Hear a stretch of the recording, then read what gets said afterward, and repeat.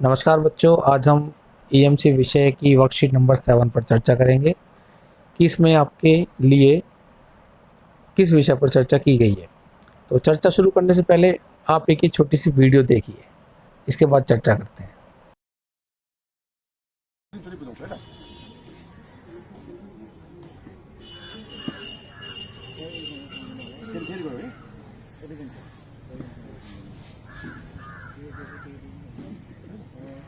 उदा उदा कोटों हाँ उदा कोटों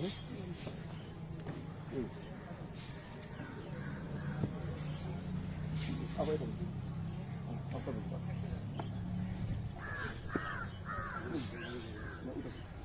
अब उदा ये तो पानी नहीं तो हाँ लता उदा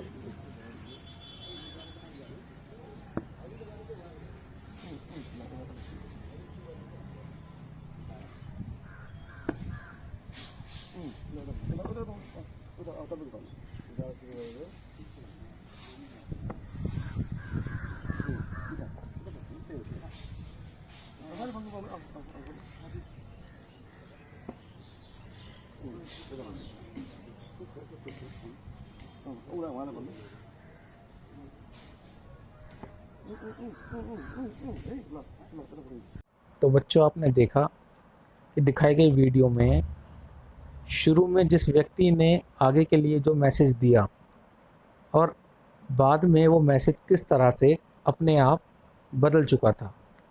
यानी कि प्रारंभ में की गई क्रिया और 4 से 5 व्यक्तियों के बाद उस क्रिया का रूप स्वरूप पूरी तरह से बदल चुका था। तो हमारा टॉपिक ईएमसी की वर्कशीट नंबर 7 पर आज यही है, प्रभावी संचार। प्रभावी संचार। हम पहले कम शब्दों में संचार का अर्थ जान लेते हैं। देखिए बच्चों, संचार का अर्थ होता है कि दो या दो से अधिक व्यक्ति या संस्थाओं के बीच विचारों का आदान प्रदान। बिल्कुल साधारण शब्दों में अगर मैं कहूँ, जैसा कि मैंने आपके लिए वीडियो बनाई है, ये भी एक संचार है। आप टीवी देखते हैं, वो भी एक संचार का साधन है। कहने का अर्थ है अपने विचारों को दूसरे व्यक्ति तक पहुंचाना संचार की श्रेणी में आता है। अब हम आगे चलते हैं इसमें। पिछले सप्ताह आपने देखा जैसा कि हम अपनी क्षमता के अनुरूप करियर बनाने में किस तरह से आगे बढ़ सकते हैं, इसके बारे में समझाया गया था। किसी भी करियर में प्रभावी संचार।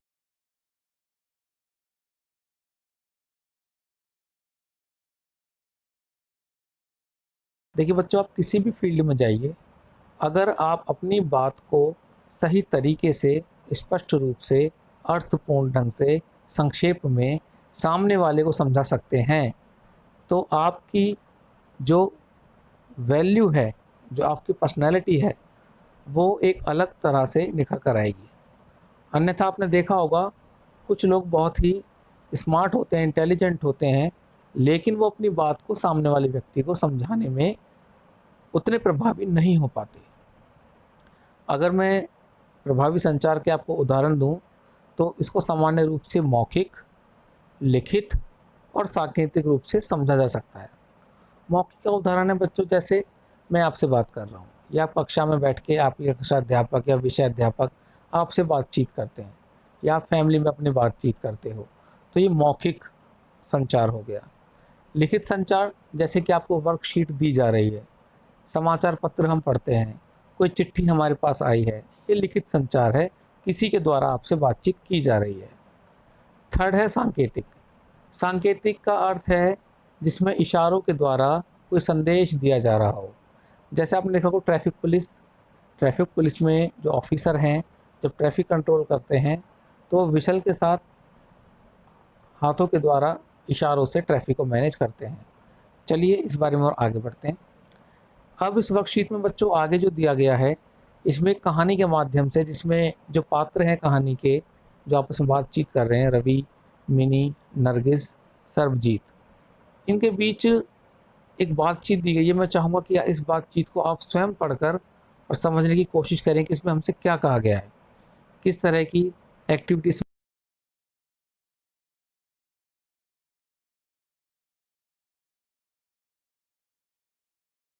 सेकंड पेज पे जाते हैं, तो इसमें आप देखेंगे आपके संचार की जो शैली है, आपकी जो कुशलता है, क्योंकि अभी आप स्टूडेंट हैं, आप संचार दैनिक जीवन में आप संचार भरपूर करते हैं। दोस्तों से बातचीत हो गई, मम्मी पापा से बातचीत हो गई, विद्यालय में, स्कूल में, टीचर के साथ या मार्केट में जाते हैं, आप खूब बातचीत करते हैं। लेकिन इनमें थोड़ा अंतर है बच्चों। अंतर क्या है? औपचारिक और अनौपचारिक होने का। जो बातचीत जिस लहजे में आप अपने दोस्त के साथ कर सकते हैं, उस लहजे में आप घर में नहीं कर सकते। जिस लहजे में आप घर में बात करते हैं, विद्यालय में नहीं कर सकते। तो ये जो अंतर है, जहाँ हम, कहाँ हम जब उपस्थित होते हैं, उसी तरह से हमें अपने संचार में बदलाव करना होता है। चलिए आगे देखते हैं।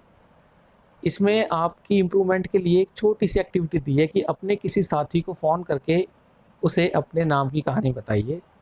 उसके पश्चात आपसे पूछा गया है कि आपने जिस साथी से बात की उसे ही क्यों चुना? क्या अपने बारे में उसे बताना आसान था और क्यों? यह बच्चों को लिखना है। सेकंड, यदि यही बात किसी नए साथी को बतानी होती तो क्या उसे अपने नाम की कहानी बताना मुश्किल होता या आसान? कहने का अर्थ है, अपने मन की बात अनजान व्यक्ति से शेयर करना कितना मुश्किल या कितना आसान होता है। थर्ड है, अपने बारे में बात करना आसान नहीं होता, पर यदि ईमानदारी से अपनी बात रखी जाए तो सुनने वाला व्यक्ति ध्यान से बात सुनता है। क्या आपको लगता है यह बात ठीक है? क्यों या क्यों नहीं? तो बच्चों, इन तीनों प्रश्नों के या इन तीनों एक्टिविटी के उत्तर आप स्वयं लिखेंगे। इसके पश्चात हम चलते हैं।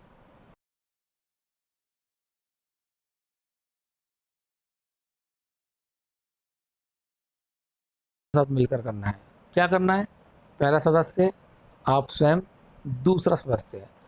पहला सदस्य, जीवन के किसी भी महत्वपूर्ण घटना के बारे में सोचना है जब वे खुश, उदास, परेशान या उत्साहित थे। यदि वे इस घटना के बारे में आपको बताने में सहज हैं तो उस घटना के बारे में बताएंगे। फिर आप इसके पश्चात उनकी बात सुनकर उसे उन्हीं के शब्दों में वैसे ही हाव भाव प्रयोग करते हुए फिर से बताना है। दूसरा सदस्य, दोनों की बात ध्यान से सुननी है। तो एक एक्टिविटी है जो आपस में फैमिली मेम्बर के साथ आप कर सकते हो। कई बार बच्चों क्या होता है कि जो एक्टिविटी है उसमें बच्चा हम करना चाह रहे हैं, लेकिन फैमिली में या तो कह लीजिए किसी का मन नहीं है, कोई बिजी है, या वो नहीं समझ पा रहा है कि आप किस एक्टिविटी को किस मोड में करना चाह रहे हैं। लेकिन आप कोशिश ज़रूर करें।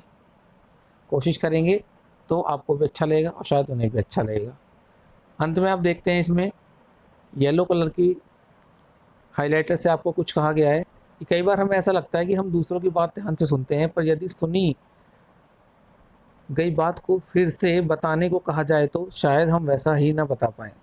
इसके कई कारण हो सकते हैं, जैसे हमारा ध्यान कहीं और होना या बोलने वाले की बात काटकर अपनी बात कहने की जल्दी करना। इसलिए बातचीत के समय पूरा ध्यान वहीं होना ज़रूरी है।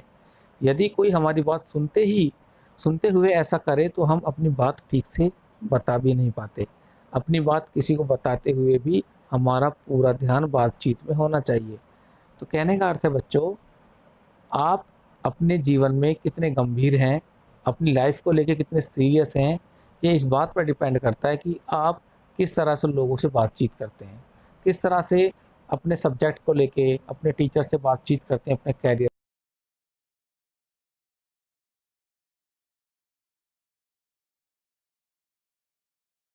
सीरियस हैं उस टॉपिक को लेके, चाहे वो टॉपिक आपके किसी शौक के बारे में हो, एजुकेशन के बारे में हो, फ्रेंड्स के बारे में हो, कुछ भी बातचीत हो सकती है। तो और भी शॉर्ट में अगर हम इस वर्कशीट का निष्कर्ष निकालेंगे तो इस वर्कशीट के माध्यम से आपके अंदर संचार की जो शैली है उसमें आपको बदलाव करने की कोशिश करनी है कि हमें अपने इस स्किल को कैसे आगे और सुधार सकते हैं। ये बेहतर प्रैक्टिस से और अपने सहपाठियों से डिस्कस करके, अपने अध्यापकों से भी चर्चा करके आप इसमें सुधार कर सकते हैं। अक्सर देखा जाता है कि बच्चे झिझक के चलते अपनी बात को कहने से पीछे हट जाते हैं। कक्षा में आपने देखा होगा, आपके मन में कोई प्रश्न आ रहा होता है लेकिन आप टीचर से नहीं पूछते हैं। आपको लगता है कि कहीं मेरा प्रश्न ऐसा ना हो कि सब बच्चे हंसने ना लग जाएं, या सर मुझे या मैडम मुझे धमका ना दें। तो अपने अंदर से इस डर को निकालिए, बोल्ड बनिए, अपनी बात को रखना सीखिए। आगे बढ़िए। तो इसी के साथ मैं वीडियो का अंत करता हूँ बच्चों। थैंक यू, धन्यवाद।